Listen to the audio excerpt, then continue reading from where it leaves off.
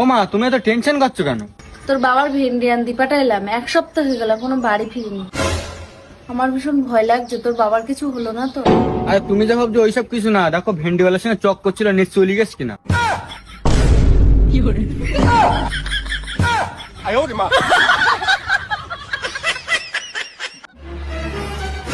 এই বিকেল বেলা তুই কোথায় যাচ্ছিস? পাড়ার থেকে একটু ঘুরে আসি। ঘুরে আসি মানে? এখন বিকেল 4টে বাজে, তোর পড়াশোনা নেই? পড়াশোনা করে কি হবে? পড়াশোনা করে কি হবে মানে? পড়াশোনা করে সরকারি চাকরি করবি?